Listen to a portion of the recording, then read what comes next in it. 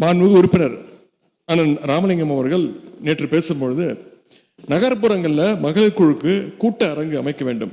ஏற்கனவே 12,525 கிராம பஞ்சாயத்துகளில் ஏற்கனவே அந்த திட்டம் இருக்கின்றது. ஏற்கனவே அவங்க கூட்டம் நடத்துறதுக்கு அந்த ஹால் வசதி இருக்கின்றது. இப்பொழுது நகர்ப்புறங்களே அந்த வசதி வேணும் என்று கேட்டிருக்கிறார். மாவட்டத்திற்கு ஆய்வுகள் செல்லும் போது தொடர்ந்து இந்த குழுக்கள்லாம் இந்த கோரிக்கை வச்சிருக்கிறாங்க. முதலமைச்சருடைய அட்டென்ஷன் அவங்க கவனத்திற்கு எடுத்து சென்று நிச்சயமாக கூட்ட அரங்குகள் நடப்பதற்கான அந்த உரிய நடவடிக்கைகள் ஏற்கனவே மேற்கொள்ளப்பட்டுள்ளது என்பதை இங்கே தெரிவித்துக் கொள்ள விரும்புகின்றேன். மாண்புமிகு உறுப்பினர் அண்ணன் வெங்கடேசன் அவர்கள் வாழ்ந்து வாற்றுவோம் திட்டத்தின் பயன்கள் தருமபுரி மாவட்டத்துடைய அனைத்து ஒன்றியங்களுக்கும் வேண்டும் என்று கோரிக்கை வச்சிருந்தார்.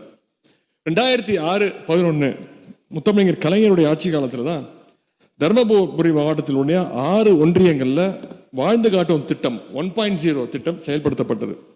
விரைவில் வாழ்ந்து காட்டுவோம் திட்டம் 3.0 திட்டம் செயல்படுத்தும் பொழுது உள்ள மாவட்டத்தில் உங்களுடைய மாவட்டத்தில் விடுபட்டுள்ள அனைத்து ஒன்றியங்களும் நிச்சயம் சேர்க்கப்படும் என்பதை நான் தெரிவித்துக் கொள்ள விரும்புகின்றேன். இப்படி தமிழ்நாடு மகளிர் மேம்பாட்டு நிறுவனம் தொடர்ந்து சிறப்பாக செயல்படுவதால் கடந்த சுதந்திர தின விழாவின் பொழுது முதலமைச்சருடைய நல் ஆளுமை விருதை நம்முடைய துறை பெற்றது என்பதை இங்கே மகிழ்ச்சியுடன் நான் பதிவு செய்ய விரும்புகின்றேன். அடுத்து சிறப்பு திட்ட செயலாக்கத்துறை. சிறப்பு திட்ட செயலாக்கத்துறையின் மூலம் அரசு திட்டங்களை ஆய்வு செய்து அவை சரியான திசையில் பயணித்துக் கொண்டிருக்கிறதா என்பதை தொடர்ந்து ஆய்வு செய்கின்றோம். அறிவிப்புகளுடைய நிலை நம்முடைய அரசு மூலம் இதுவரை வெளியிடப்பட்டுள்ள 6,812 அறிவிப்புகளின் செயலாக்கத்தினை நம்முடைய சிறப்பு திட்ட செயலாக்கம் துறை மூலமாக தொடர்ந்து ஆய்வு செய்து வருகின்றோம்.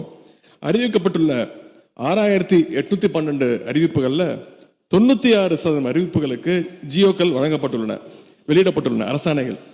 அவற்றில் 3,838 அறிவிப்புகள் நிறைவேற்றப்பட்டுள்ளன. மீதமுள்ள அறிவிப்புகளை செயல்படுத்த உரிய நடவடிக்கைகள் மேற்கொள்ளப்பட்டு வருகின்றன. ஆகவே உங்கள் தொகுதியில் முதலமைச்சர் திட்டத்தின் கீழே கடந்த 2 ஆண்டுகளில் சட்டமன்ற உறுப்பினர்கள் பல்வேறு கோரிக்கைகளை அளிச்சிருக்கிறாங்க. அவற்றை மாவட்ட ஆட்சியர் தலைமையிலான அந்த குழு ஆய்வு செய்தது. அதன் மூலம் 2,437 கோரிக்கைகள் பரிந்துரைக்கப்பட்டன. அந்த கோரிக்கைகளில் 513 பணிகள் மேற்கொள்ள சாத்தியக்கூறுகள் இல்லை என்று தெரிய வந்தது. எனவே அவற்றிற்கு மாற்றாக வேறு கோரிக்கைகளை அளிக்குமாறு மாவட்ட ஆட்சியர் மூலமாக ஓராண்டுக்கு முன்பே சம்பந்தப்பட்ட அனைத்து சட்டமன்ற உறுப்பினர்களிடம் வலியுறுத்தப்பட்டுள்ளது. அதன்படி 91 தொகுதிகளிலிருந்து மாற்று கோரிக்கைகள் வந்துள்ளன.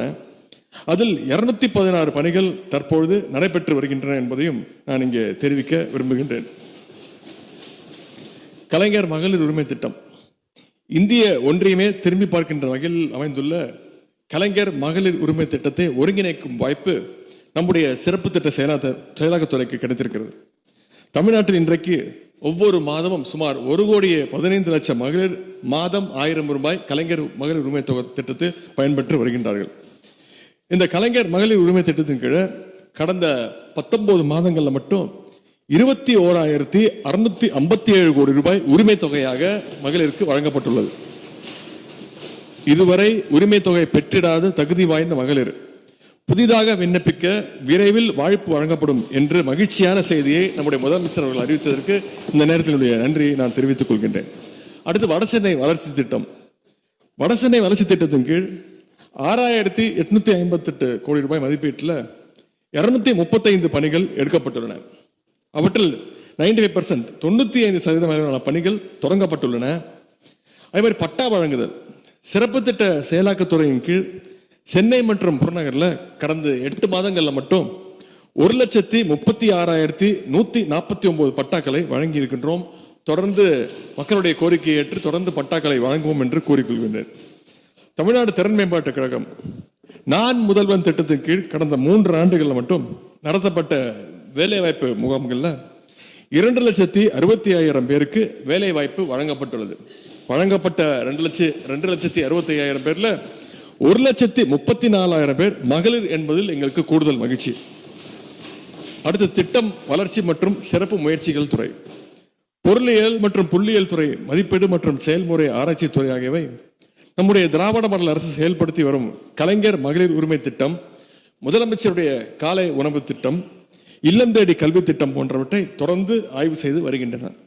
இந்த ஆய்வுகள் அரசு திட்டங்களை மேம்படுத்தி மக்கள் மேலும் பயனடைய வழிவகை செய்கின்றன. தமிழ்நாடு மாநில திட்டக்குழு.